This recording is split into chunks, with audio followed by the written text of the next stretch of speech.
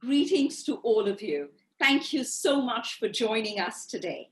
And thank you to Women of the World for inviting UN Women to host this panel discussion. My name is Lopa Banerjee, and I'm the director of the Civil Society Division at UN Women and also the executive coordinator of the Generation Equality Forum, which was meant to be the big global gathering for gender equality this year, a civil society-centered, multi-stakeholder global gathering for gender equality, which unfortunately, because of COVID, we have postponed to next year. But this is a time when we are all mobilizing towards gender equality fiercely and courageously and relentlessly and without looking back. This panel is called Gender Equality in Times of COVID. Why does it matter? My question is rather, how dare it not matter? COVID, right from the beginning, has been a gendered pandemic. 70% of healthcare workers and frontline workers are women. 3 women and girls are doing 3 times as much unpaid care work at home, and this has exacerbated during this crisis. Globally, 243 million women and girls have experienced violence in the last years alone, and during this period of the crisis, reported domestic violence data tells us that this has tripled, and this is only reported domestic violence. We have more than 8.5 million women migrant workers who have experienced job loss, income security, fragility of income. This affects not only them, their families, their communities. They are sending money back home. So it's what the crisis has done is that it has completely blown apart the existing systemic inequality that existed in the world already. Because COVID did not happen in a vacuum. COVID happened in a world that already had deep, deep, deep inequality, profound and persistent discrimination, humanitarian crisis, climate fragility, income fragility, and so much more. And so building back better from COVID is not just building back better. It is really about building back differently, because we do not want to build back a better status quo.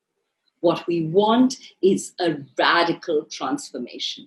And this is a moment for radical reckoning to ensure that when we build back better from COVID, we build back with feminist leadership at the core, with young people's leadership at the core, with women and young people, and a feminist framework of equality and justice that serves the entire world that we live in.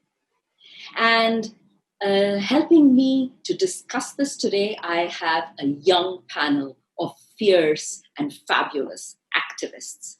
We have Joanna Wetherborn, who is a member of the Advisory Council of the Network of Afro-Descendant Women from Latin America, Caribbean, and the Diaspora.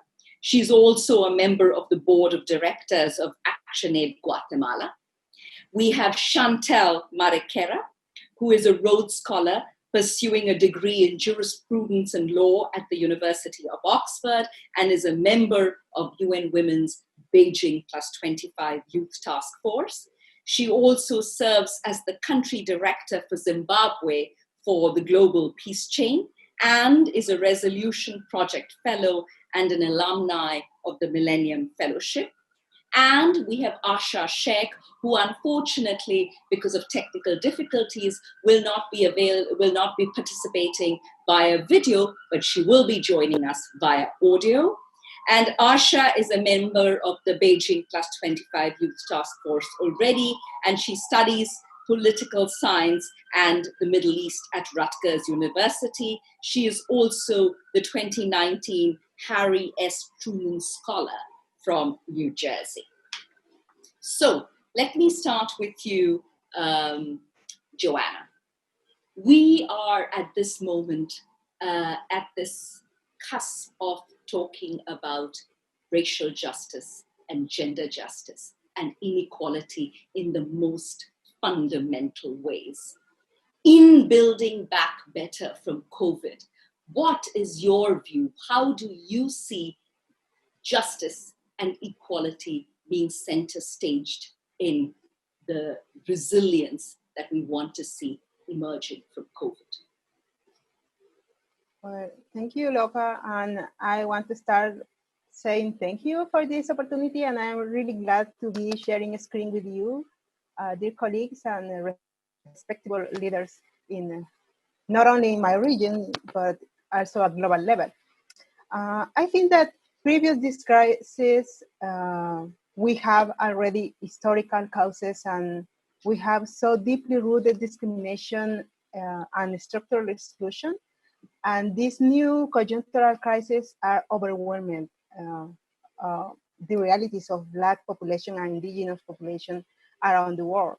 For many people, actually for too many people, denouncing racism, denouncing this systemic violence sounds an exaggeration because in their limited understanding, it is an old issue and it was solved with the abolition of slavery, for example, and also in Guatemala, for example, and other countries of Central America, we are not experimenting right now direct murders or massacres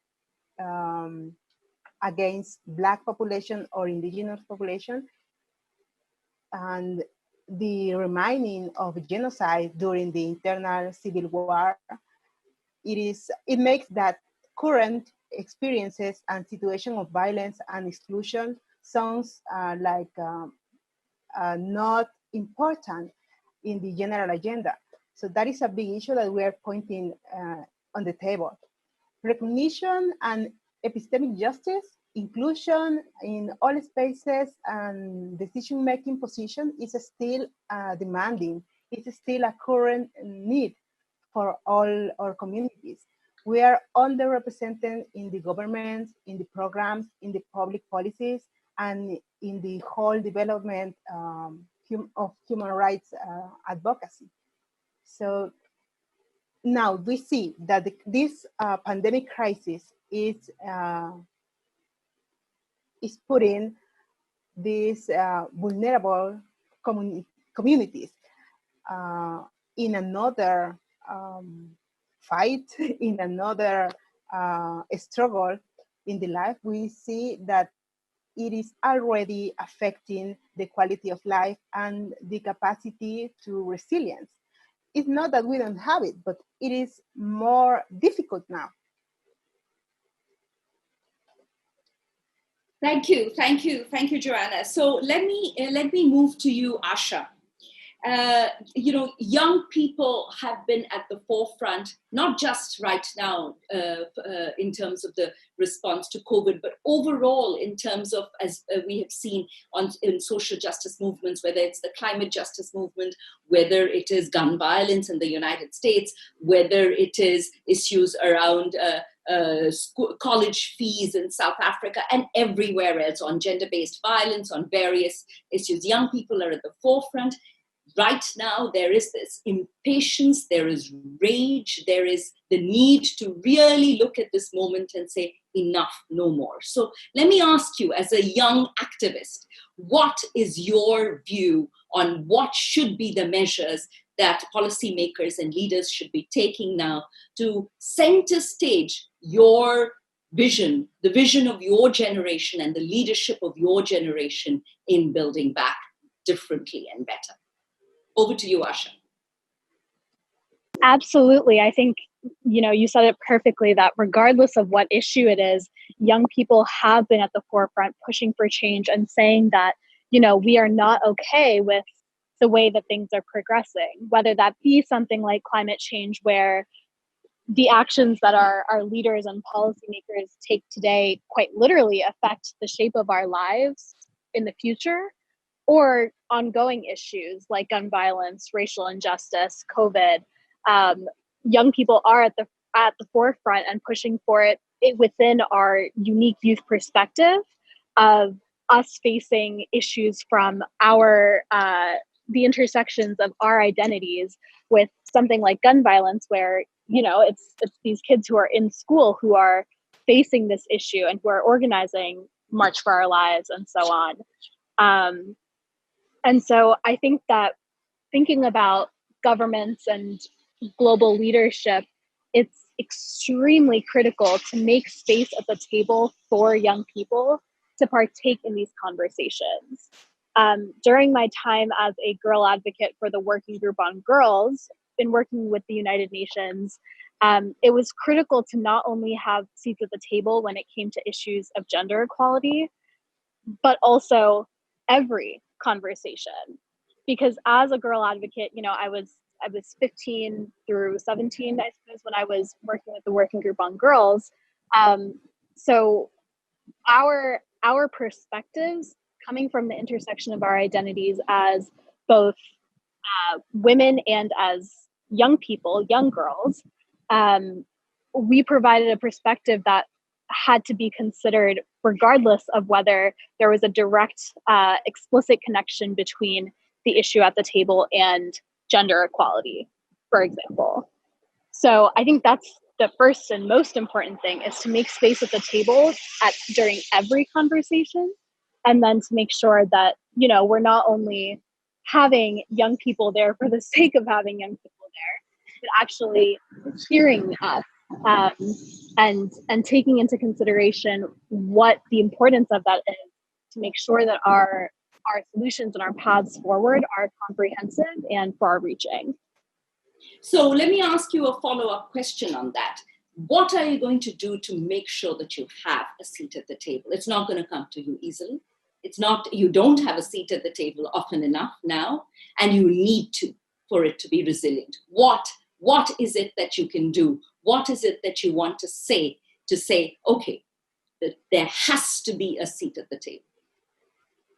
Absolutely. I think, obviously going straight to the United Nations and saying, I want a seat at this table is difficult. But I think that young people are being very resilient and finding ways to express themselves and have our voices heard, regardless of what level it's at, whether that be grassroots organizations, starting organizations at school or college, or organizing marches locally. I mean, we've seen now within the Black Lives Matter movement, young people being the ones to organize protests, not only in the big cities, but even in the suburbs, even in, the local areas. And so I think that it's a matter of creating space both at the literal table, whether that be the UN or government, as well as forging that space for ourselves on all levels, even if it's more of the metaphorical table of just organizing within our communities and creating and expressing our power that way. Thank you, Aasha. Let me come to you, Shantel. Shantel, this issue of organizing. Now, so much of this organizing is happening online. Young people organize in different ways than people of my generation did. And so we see now the role of technology in being a mobilizer. But we also know that technology is the great divider, is the great excluder, it continues to perpetuate the big gender divide, the inequalities. As students, schools have shut down and education has gone online, we are terrified that because of lack of access of technology to so many young girls around the world, we are going to see an entire generation lose out in education. So what is your solution? What would you like to see happen? Thank you, Lopa, for the question. Going back to, I really like the point that Aasha mentioned about acknowledging the intersectionality of our identities. Before I answer your question, I would like to emphasize the importance of being able to recognize and acknowledge the intersectionality of our struggles, but also at the same time understanding that our oppression manifests in different ways as a result of our intersectional identities. So whilst we are all women, different inequalities function as a direct manifestation of necropolitics and biopower by legitimizing, recognizing, and maintaining structural systems of exclusion and inclusion based on one's race, economic status, nationality, age, physical condition, among others. So it's really important to understand that the same solution that's going to be used for a person in the global north is not going to be the same solution that's going to work for a person in the global south, because we find all these different identities intersecting at the middle. And by then, so right now, as we see that we have this technological divide, we find that schools have closed down, children are missing out on school. Many people have come up with the solutions of, oh, let's do online classes, let's take classes to the computer. But then we often forget those marginalized few in the remote places in, for example, Muturashanga in Zimbabwe, where a child doesn't even have Wi-Fi, or if they do have access to internet connection, they don't have the data bundles. So now what are we going to do for those ones at the margins? So I think the first important step is naming and acknowledging this difference in our struggles. And that would be the first step towards progress. And John Stuart Mill often says that naming this reality brings it into the necessary theoretical focus for these issues to be honestly addressed and discussed. So now that we have understood that we are all different and we're all coming from different places, how are we going to create customized solutions for those different people based on different identities? So we could talk about using, for example, radios for education. We could talk about using, I'm not sure how that would work, or maybe televisions, but then at the same time, you realize that those people in the remote places as well don't have televisions. So even now, if you wanted to send teachers, then how would that work with the whole social distancing? So that's a whole conversation, a complex conversation that would definitely take a lot of time. But I think the most important thing is naming and acknowledging this difference in our struggles, and also understanding that our oppression is going to manifest in different ways. So whilst we all face the same, like whilst we're all being oppressed as women in different ways, the oppression is going to manifest differently. So being able to understand that and acknowledging that is the most important first step.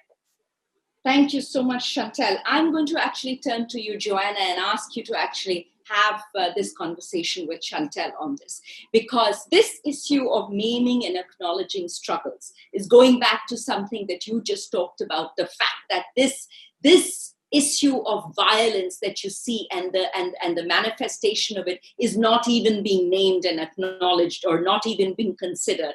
And the criticality of looking at the manner in which violence is affecting the capacity for resilience. And in spite of the fact that activists such as yourselves and other women and girls continue to be in the forefront in spite of this. So let me ask you, in terms of this naming and acknowledging of the struggles, what are some of the ways in which you would suggest that, let's say, the three of you as activists in different parts of the world would look at some proposals, concrete proposals that you want to see built into the COVID response that will enable this naming and acknowledging of struggles, and not just in terms of naming and acknowledging struggles, but what that means in terms of solidarity, resilience as the human community. Joanna. Well, thank you. Actually, I was going to address the statement of the Chantal's statement about the need of incorporate intersectional approach in all our analysis and all our activities. because we have different, even within the Black population, we have different Afro-descendant identities. And we have diverse experience and knowledges shifting. So we are sustaining our networks and connecting with other ones. And actually this migration to virtual modalities is being also a big adaptation process. And it is making even more visible that we have, for example, a really big technology gaps, and we don't have enough accessibility to all what we need to continue with our struggles. But also we are making this, I don't know how to say it. I know there is a really long data existent movement of resilience in the region and globally. But we are also now incorporating new voices. We are exchanging this dialogue with young people, with Black people, with indigenous population, with women from all intersections. So this is really a big lesson of a strategic process. And also we are building another ways of knowing each other, recognizing each other, but also denouncing and demanding, claiming to the authorities and the government institution, the international view, to be concerned about this, to be aware about all the situation of exclusion, and what we need to be, like Aasha said before, it is hard to say we need a seat in these spaces, or I want a seat in these spaces, but we have to take them. And we are also building new spaces, not only the official ones, because we know for sure that the governmental structure is not enough, and it hasn't solved the long data problem existence. I would say that another proposal or another thing that we are actually doing right now is focusing in sharing strategies and making more incidents at local levels with authorities, with another sectors, including our agendas in the proposal for public policies, denouncing the lack of attention from the government and from the state institutions, and also are helping our communities focusing in some basic things like translating official information into native languages, because it is not getting to all the parts of the country, not all to the territories, denouncing and making more visible how this crisis shows that our health systems were limited before and now are collapsed. But also, we don't have enough information, statistic information about how many Black people, indigenous people is affecting by this pandemic. The authorities are not showing any disaggregated or segmented information based on identities or racial division. So we have a lot of things to analyze, and not only as victims of the oppression and of the system. I mean more in the way of making public incidents and making political incidents to change the way, change the thing like the way they are. Thank you, Joanna. You're standing in front of your head of state, head of government. You're standing there.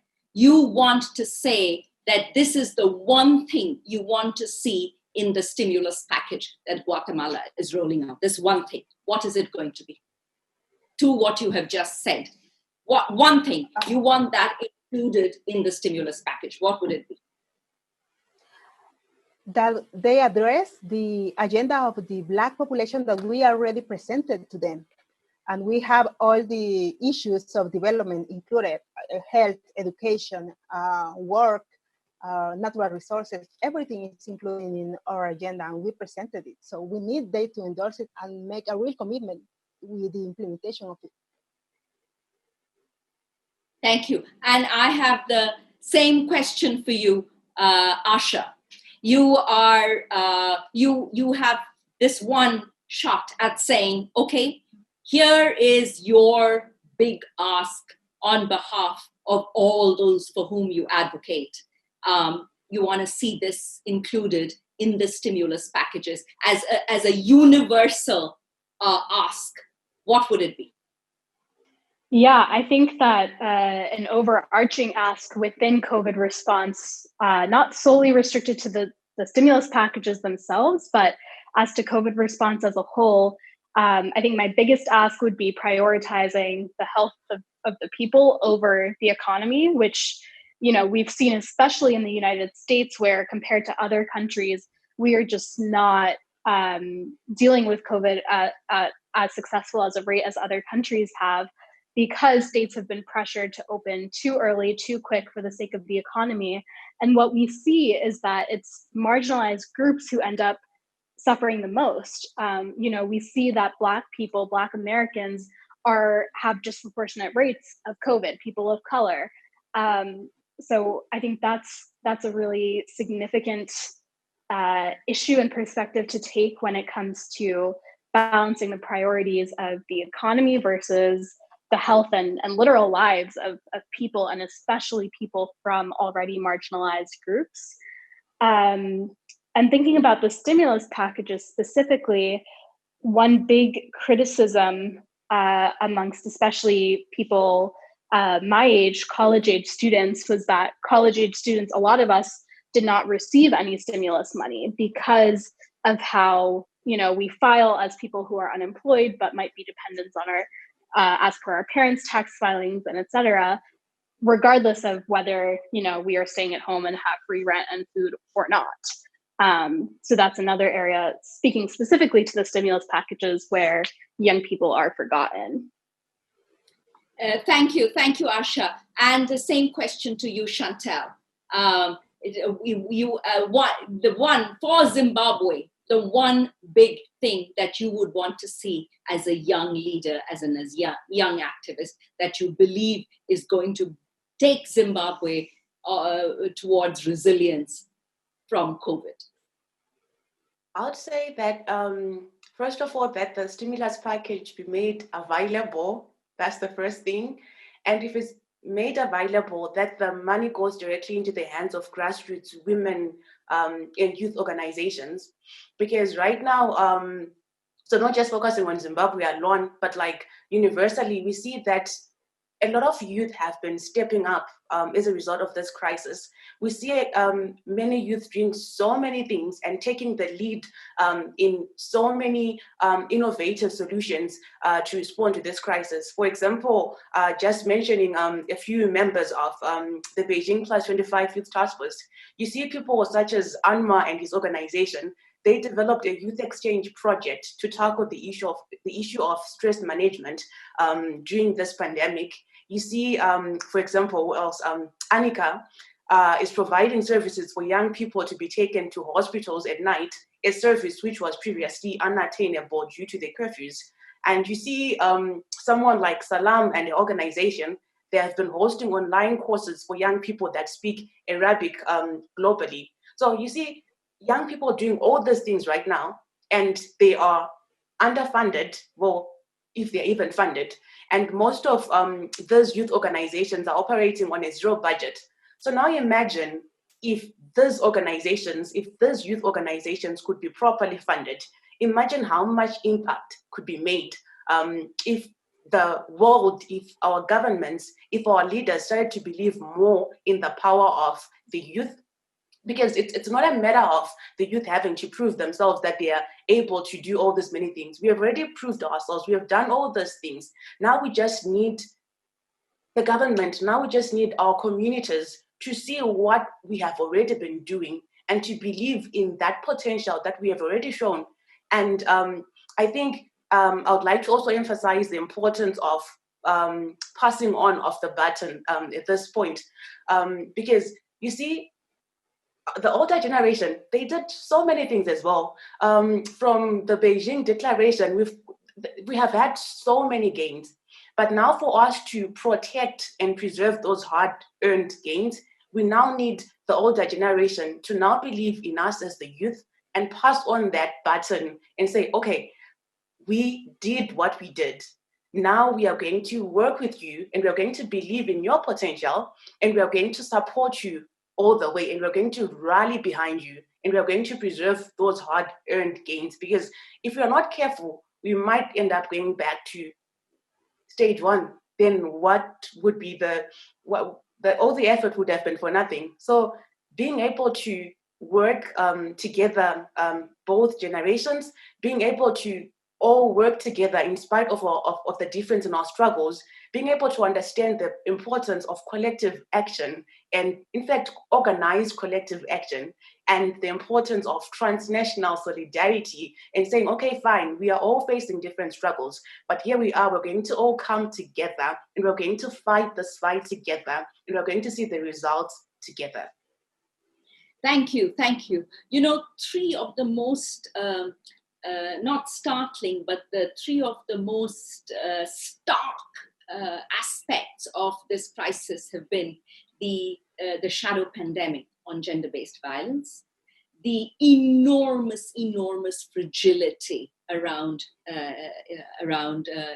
economic fragility around incomes, which already was there and has just been exacerbated so severely, and the fact that in spite of the fact that women form the 70% of frontline workers, they are the majority in these informal, insecure jobs, there are almost no women at the decision-making tables in shaping the response, the COVID response. So if this is going to be truly a moment of reckoning, if we really want to make this moment count, what is it that we really need to be doing so that we don't do exactly what you said, Shantel, that, okay, this is done and we are still where we were pre-COVID, saying that, you know, we have not achieved gender equality. So what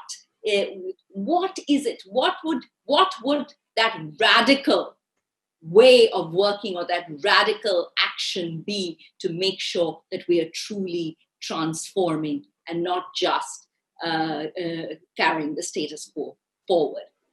Joanna? Well, that is a big question. We are trying to build the responses to that. I mean, trying to make more visible our struggle into the human rights development new paradigms, justice, equality, and equity. And we continue endorsing these topics into our own internal process for strategizing our capacities to make more influence, but also the making new ways to get to the power decision making positions and to the position we can make an approval and make the social change. Shantel. I don't know how much of the things I said before you could hear. Sorry. No, we could hear you. We could hear you clearly. Thank you. We can hear you clearly. Yes. Shantel, over to you. As Joanna mentioned as well, that's a packed question, but I just want to emphasize on what Joanna was saying as well about the importance of collectively working together. Like I mentioned before, I mentioned collective organized action. So the collective, if you put collective together with organized and action, that's really powerful, because collective organized action by definition seeks to disrupt, expose injustice, and introduce new ideas and values for justice. And you realize that all changes that have occurred in history have come about as a result of mass movements. If you look at the civil rights era in America, the apartheid era in South Africa, the liberation struggle in Zimbabwe, it was all a result of mass movements that were anchored by women that pushed governments to bring about change. So now at this point in time, we might ask ourselves, okay, like, are mass movements going to be the solution at this point? Are protests going to be the solution at this point? You never know. So I just want to emphasize that no one solution is going to work. Like, no, we cannot trust in one solution, but it can all be a bunch of different solutions. Like right now, we find that a lot of people are doing different things. Like what I was mentioning, that other task force members are doing. Like people are responding differently to the crisis based on their different geographical regions, and also based on the different targeted populations that they are serving. So there's a bunch of ways that we could all adopt and say, okay, this is the one, but we cannot really point out to one solution and say, okay, this is the one that's going to work. But as long as we have collective organized action, and as long as we extricate ourselves from narrow identitarian thinking and just think, okay, I'm just going to focus on my struggle on racial justice or my struggle on this specific issue, but being able to understand and recognize the mutuality of our struggles and try to see how those struggles are connected and then work together to find different solutions to that.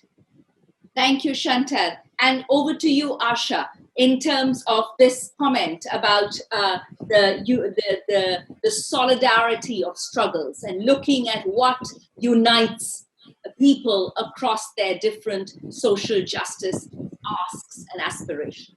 And so if you had to have, what is the one radical idea that you have, that you want to table, that you want to be heard, that you want to be carried forward? Over to you, Aasha. Yeah, I think there's absolutely, echoing what Shantel said about collective organizing and the power in that. And I think that this is something that I've seen very personally, like in the context of being in the United States during this very reinvigorated push for Black Lives Matter, is that there are so many people from so many marginalized groups of their own, marginalized identities of their own, aside from being Black Americans, who are taking up this fight as their own, because what we, and especially we as young people, recognize is that fighting for and achieving human rights for one of us is a step forward for all of us. And I think that especially in thinking about how young people are having these conversations with people from other generations, especially other like non-Black people of color, feedback that I've gotten from young people is that it's difficult having these conversations, because speaking to older family members of color, sometimes the feedback is, well, we still face this and this, why should we worry about, this other group of people, which I think makes it that much more important to be able to say, well, human rights are just that, they're human rights, and there's something that we all need to work towards if anyone is going to achieve them. So I think that collective perspective that young people are trying to push for, and that young people are trying to specifically think about within the context of how intersectional all of our identities are.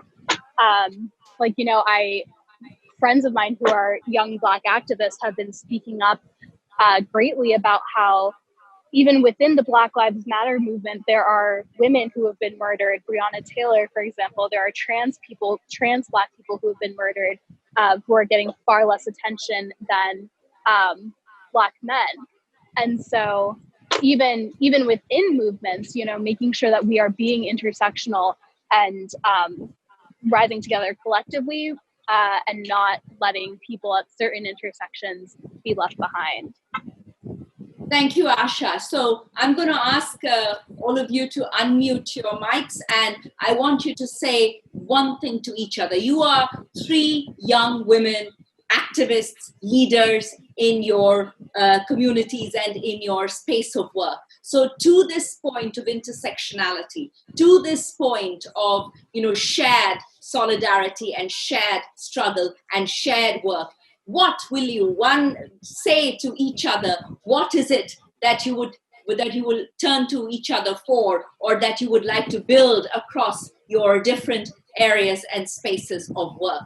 Just one statement to each other. Joanna to Aasha, Aasha to Shantel, Shantel to Joanna, and so on. So just go for it. I want to hear what would you say to each other?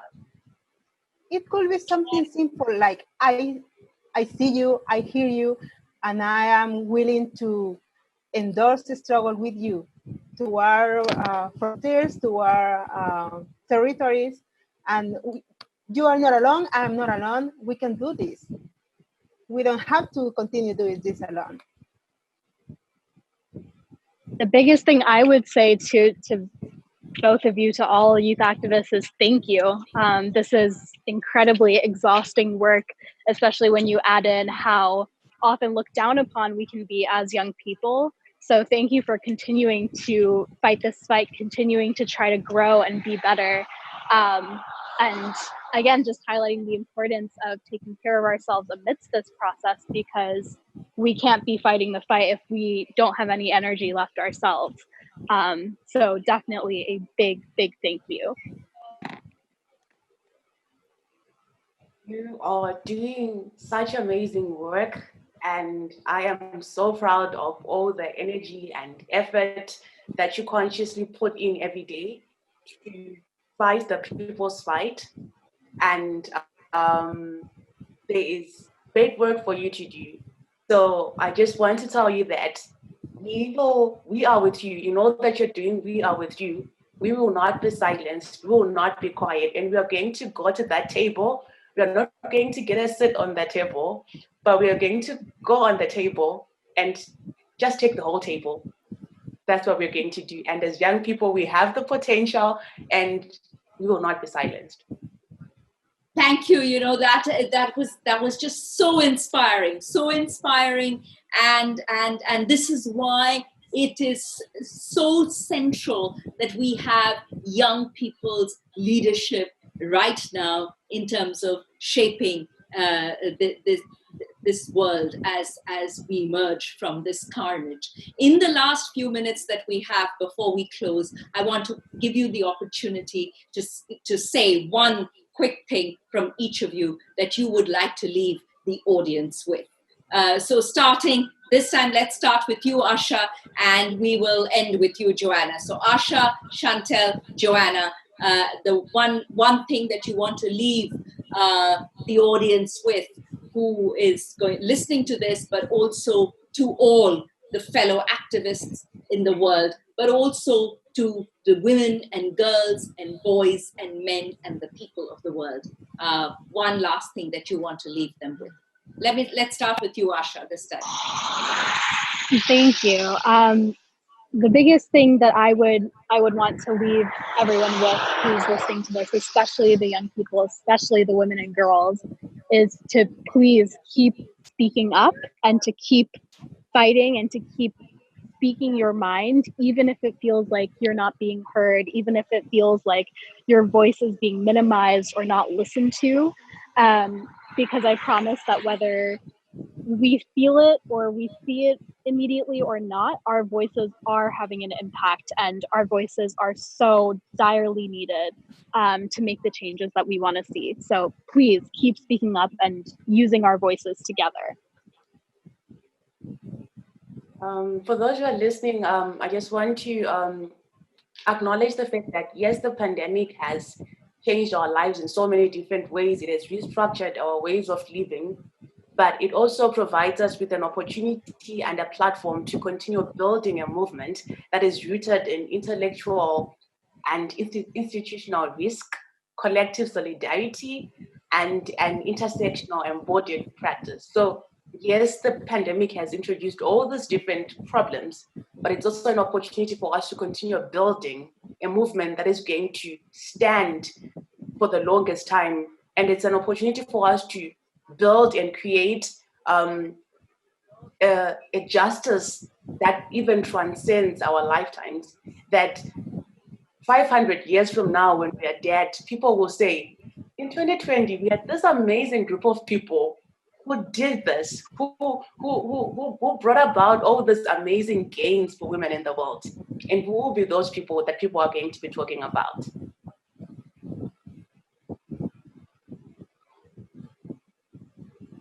Joanna? Wow. I will say that we have still a lot of work to do, and I strongly believe that we can do it.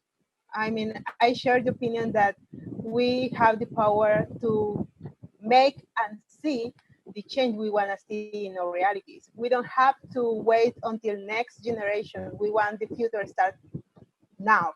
So we will continue doing this. We will continue engaging new struggles and new people involved on them. And yes, we are here. We are here for good. That's what I said. Thank you so much to all of you. And indeed, yes, we are here for good. And what I heard is exactly what we are seeing at this moment in terms of the response, right? Without solidarity of thought, solidarity of action, solidarity of partnership, and what you said, local, national, global solidarity, knowledge exchange, solidarity of solutions, and this collective organized action. Yes, building back different, building back whole, building back with the leadership of people like you at its core. Without this, there is no building back better. Thank you very, very much to all of you. And it's been such a joy to share this conversation with you. Be well, stay safe, and thank you very much to everybody who's been listening in at this Women of the World event and conference. Thank you very much. Bye-bye.